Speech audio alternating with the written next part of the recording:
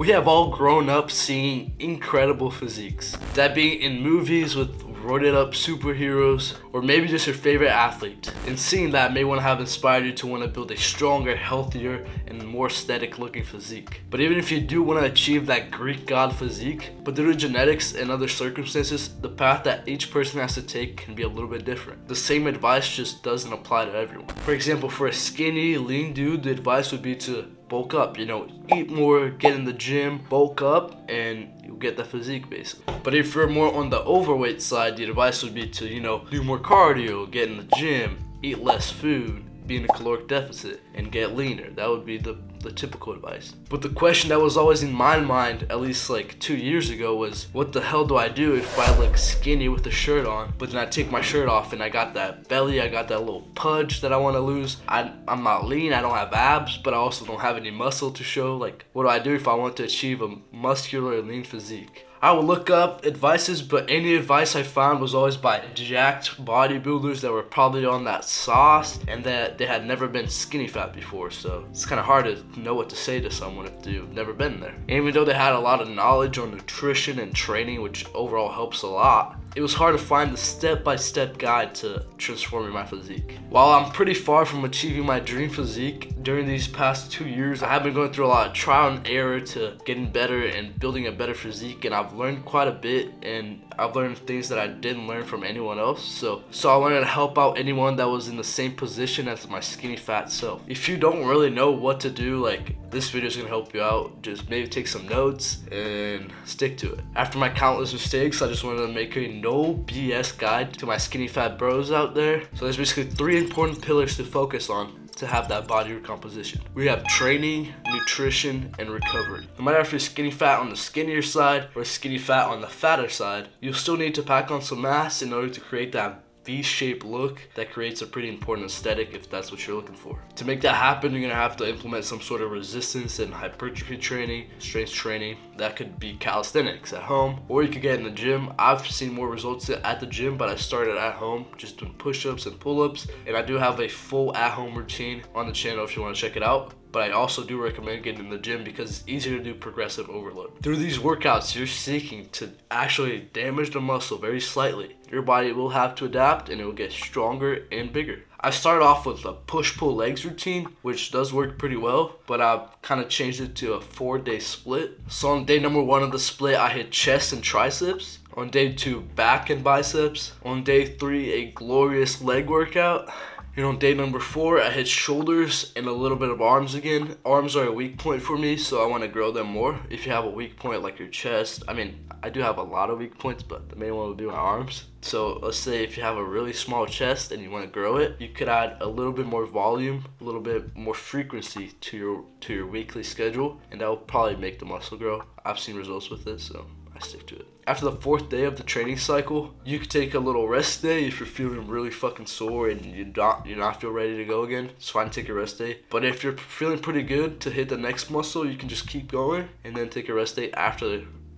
I just kind of take rest days whenever I feel like I need it, basically. Do not underestimate rest though. Like, you gotta rest, man. I'll cover it later on in the video, but you gotta rest. In general, I like to start my workouts with like a compound movement. Is a movement that uses a lot of muscles at once. So let's say the bench press, that uses your chest, your shoulders, and also your triceps all in one movement. And those compound exercises, which you could do the squat, the deadlift, the pull-ups, those are all compound exercises. They require a lot of energy, so that's why I like to do them first in the workout. You can progressively overload it better if you do it first in your workout. And after your compound movement, you can do isolation exercises. So if you just hit the bench press and you hit chest, triceps, and shoulders, then you could do after that lateral raises for shoulders, which is just isolating the lateral head of the deltoid. If you want to do tricep extensions just for your tricep, and then chest flies, just get just target your chest. Those are important for hypertrophy because you can really get that mind muscle connection, which is very important as well. Every workout, just try to do a little bit more weight or some more reps or do better form even. That's just gonna progressively overload the muscle. I keep saying progressive overload because it's so important. Before, I would just like do the same weight and just not really push myself that much, but when you start doing, add that 2.5 on the side, add that 5 pounds extra, just go one more pin, and just go until failure, because failure is that intensity. You need intensity in order to grow. Find those exercises that you can really feel the contraction. You don't want to just go to the gym, get a little bit of a pump, and leave. Pick those exercises that push you the most, but you can also feel the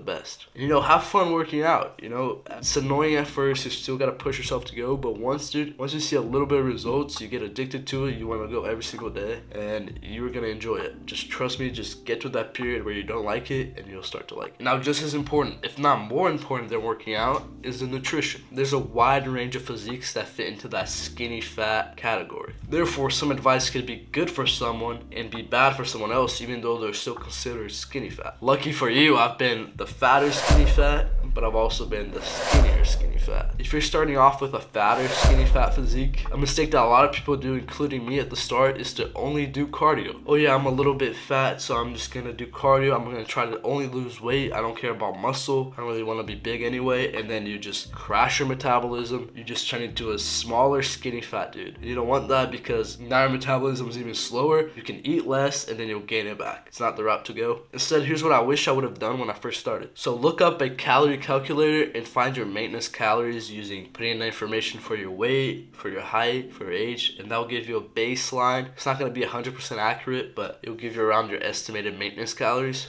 And then you're going to subtract 200 to about 400, 500 calories off of that. So that means there would be a calorie deficit. If my baseline is 2,500 calories, and then I subtract 500, and I'm eating 2,000 calories a day, that means my body's got less food to work off of, and that means I gotta take that energy from somewhere else. I'm in a calorie deficit. I'm burning more calories than what I'm eating, so I gotta get that energy from somewhere else. And if I got fat, it would use the fat, which fat is just stored energy, and you use it to survive, basically.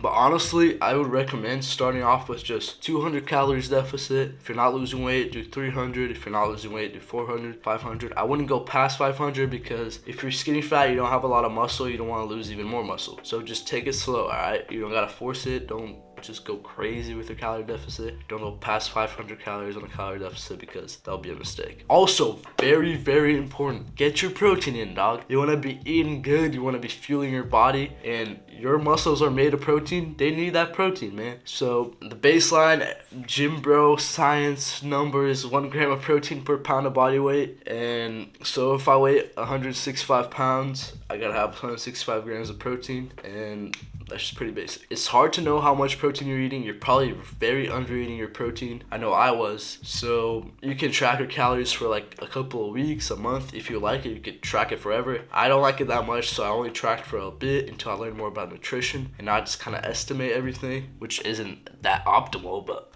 I'm not gonna track everything I eat, at least not now. I use the app MyFitnessPal. It's pretty easy to use. You can use a scale to measure your food, and just do that for a couple of weeks so you know what you're doing. Now that you're being a calorie deficit, eating your protein, working out, you're gonna get leaner, and you'll get to a leanish point, and you can choose to either stay there or you can choose to go through a lean bulk. Honestly, I recommend going through a lean bulk after getting lean, when you slowly build up some muscle, because by that point you'll probably be enjoying the process. You probably want to get bigger, so I recommend that, and I'm gonna explain how to do that on the next step for the skinny fat dude. Okay, so now for the skinnier skinny fat dude, here you have a very thin frame. You just got a little bit of fat on your stomach. It's like you almost have abs, but you don't. You just got a little bit covering it, a little bit maybe on the titty, but it's really not a lot of fat. So what you want to do first is find your maintenance, like I said before, and then you're going to want to add 100 to 500 calories to that, depending on how fast you want to bulk up. For the skinny fat dude, you're going to want to build that muscle first and then cut down, because that's just a more sustainable process. You'll see more results like this, and you'll just build a better physique. You do not want to try to cut down when you just have a little bit of fat and you're skinny. When you add that 100 calories to 500 calories to your maintenance, that'll mean that you are in a surplus of calories, meaning your body has extra fuel, extra energy to build muscle. And if you're eating too many calories, if you're eating a lot of junk food, you don't know how much you're eating, you'll probably end up gaining fat. But if you do it slow, if you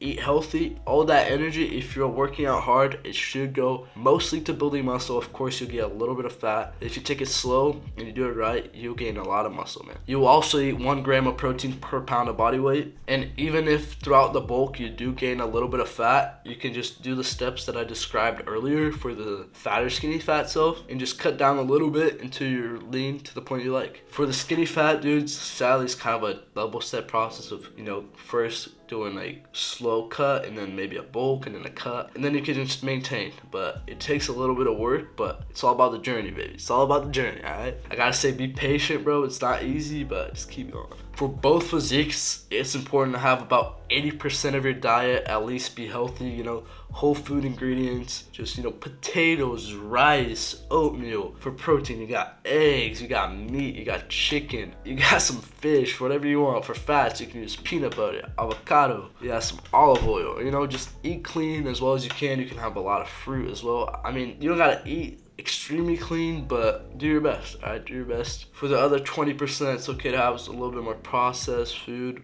but as long as your calories are still fine, as long as you're eating the right amount of calories, it doesn't matter too much. But it's easier to hit your goals for the daily calories if you're eating clean. Now for recovery, remember the muscles aren't built while you're working out. While you're working out, you're actually damaging the muscle fibers, causing micro tears, and then after your workout, when you eat a big ass piece of chicken that increases your protein synthesis, and that makes it so that it goes to your fucking muscle.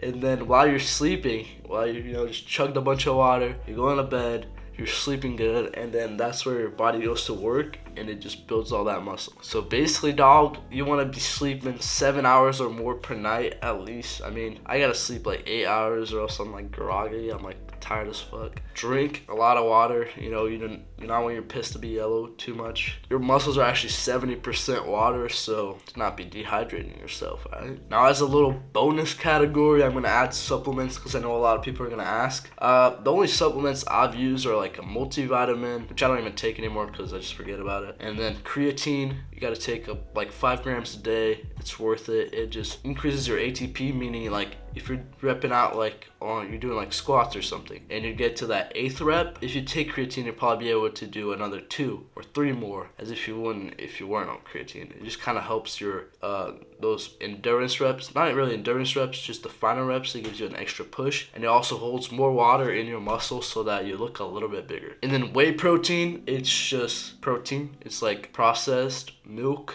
It comes from cows, and milk has protein, but it just takes all the protein in there, removes some of the fat and some of the carbs, and it's basically just protein. So if you are full, you don't want to eat more, but you still got like 30 grams of protein to eat in a day, you just put it in a shake, have some, or you can use it in recipes, and it's pretty worth it, I feel like. Also, I'd be taking pre-workout every once in a while, but really, I didn't take it for the first like year, 2 years. So I just started taking pre-workout, and I mean, it's helped my workouts, but you don't want to be dependent on it. Only take like a few workouts per week. I am actually sponsored by a brand called KLOUT Power.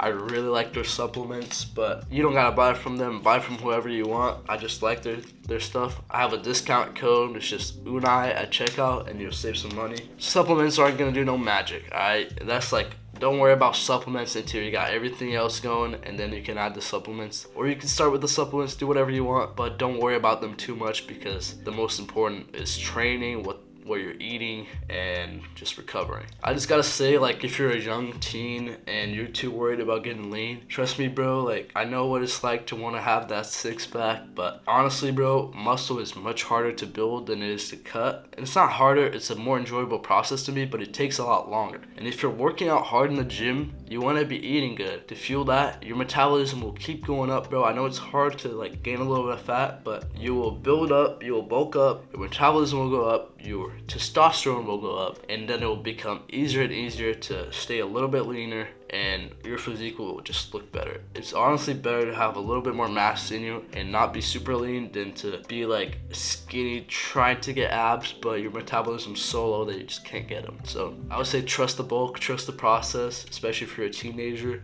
and just, you know, it's gonna be hard. It's gonna be a hard process. You're gonna see friends going to the gym, they look like they have better genetics. It's easier for them to build muscle and get leaner, but don't worry about them, dog. It's just, you versus you, and you're the person that you're gonna live with for the rest of your life, you know? So just do your best, become the best version of yourself. Just pull up to the gym every day, or every day you have to work out, and just give it your all, give it your best, train to failure, and it will impact all areas of your life. So just take it slow, take it steady, and become that disciplined dog that you are, bruh. Alright, I really hope this video helped you guys, because I've been there, I know what it's like. So I just really hope I helped you guys out. If I did, hopefully you liked the video, you subscribe, because I'm gonna keep bumping out some videos. Yeah, let's get it, baby.